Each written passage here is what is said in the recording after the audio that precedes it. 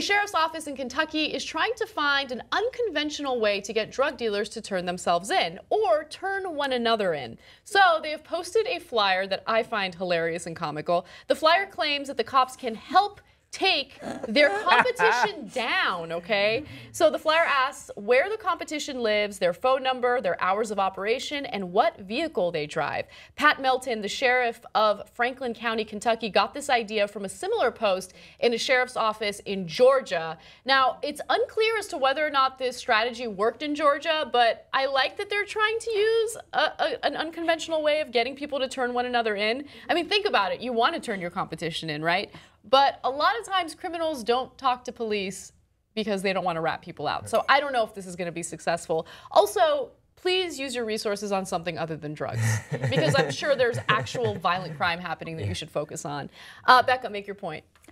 I adore this flyer. Yeah. I think it's charmingly vintage. Like, was it made in Microsoft Paint or like it's just the font is amazing. Oh, right? Like it literally, so classic. It looks like something that you put together like in middle school when you were like, you know, come to the meeting after school. It's that same sort of vibe. I think it's hilarious. I do like when cops show a sense of humor. There's so much bad press out there right now, very serious bad press. Yes. It's nice to see something lighthearted. That shows their humanity, of course, and that they can poke fun at themselves, even though they are in this authority position. And who knows? I mean, maybe it could work. Maybe they'll get lucky in Kentucky. Yeah, I mean, you'll never know if you never try, right? Exactly. What about you, Hank? Make your point. This was made by someone on desk duty who was pissed off. Can you imagine? Can you imagine like him like looking for the clip art of the leaf and then like dragging it onto the document, or maybe he cut it out and then placing it. He was like, no, it's too cluttered there. Let me move it down. Let's put it back up. I mean, but think about it. So good. Think of the artistry that went into that flyer. It's kind of amazing. Yeah. But I think them posting it, you know, whoever's in charge of the social media, look, they got what they came for. Look at that. There's the bat. I mean, it's report actually your competition beautiful. to us. But I love that they found used the clip a marijuana leaf. They're like, you know what? Fuck the heroin. Like, I would have used a fucking syringe. Why are you using a marijuana leaf? That looks lovely. That's like motivating me to go smoke right now. And who's gonna turn in? I mean, you know. Look at that cursive. I mean, this is very much like sixth grade talent show. I wish it was Comic Sans. It really is beautiful, but it's in a really classic way. But I mean to say is, I think they got what they were looking for, which is publicity on the issue. They put it out there.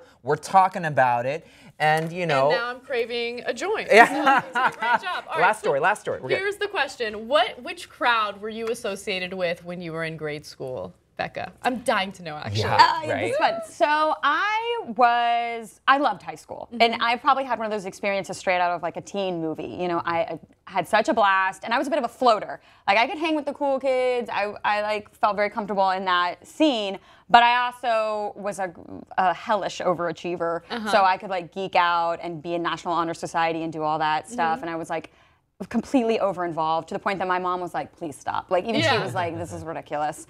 And I also would have the artsy kids over to like film stuff in my backyard. I tried to like just bounce around a lot and not, you know, stick myself into a certain clique, which sometimes is tough because when you're floating, then you don't always, you know, necessarily have like your hardcore crew that you always roll with. But I had a couple like very close, I actually had more guy friends than girlfriends. I found that I didn't connect with women as much. That's not surprising. It's like the bullet and stuff. Look at that. Yeah. But like women, I think, you know, I didn't connect with a lot of women until I got into college and felt like, oh, you're more like me. Like I see more of myself in you. We have similar interests and like our idea of what we want out of life. Not to like disparage my high school, because the ones that were just small-minded. It's just, just but the girlfriends from high school that I came in touch with are my like they're my roll dogs for life. But yeah, I like to bounce around and keep it, you know, like fresh with the Breakfast Club. Like let me do the whole thing. I gotta say, I was pretty much in the same category. I had a group of girls that were bullying me, so I didn't hang with them. But for the most part, I think I was a bit of a floater too. There was only maybe a year or two in high school where I specifically focused on the Cholita community, and like so we would you were in that? I was a huge Cholita. Oh my God, your hoops must have been way bigger, girl. Those hoops have definitely scrunchy ponytail.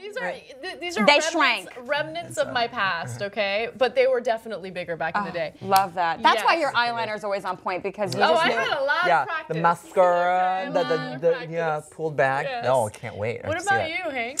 I floated through with the honors track, if that makes any sense. So I did my school had the International Baccalaureate program. Oh my God, IB is rough. It was rough. It was a bonding experience. It felt like it's too much. Felt like I was in like the Big Brother house with those people. But it was like, my school didn't kick that in until 11th grade, and so, but like 9th and 10th, sort of, you're on that honors track that sets you up to whether you want to decide to go into that or not. And I feel like once I was in there, because I was always a little bit of an oddball. I still am, but people were like, what is happening with this kid? But once you're in there and it's your crew of like 40, 45, 50, you kind of are like, hey guys, we're all in this together. Yeah. And there's that like mutual respect, and it's like, oh, you're as smart as I am, kind of a thing. So that was kind of cool. I feel like the tail end of high school was fine. It was enjoyable. Nice. Yeah. I bought in like hook, line, and sinker to the high school experience. I literally was like, I'm gonna run for Miss Providence and do stuff that even my family was like, oh my God, why are you waving from a float right now? I feel like I've learned a lot about you guys, but you know what I want? I want to learn about you, okay? So comment in the section below and tell us what you did when you were in grade school, which crew were you hanging out with,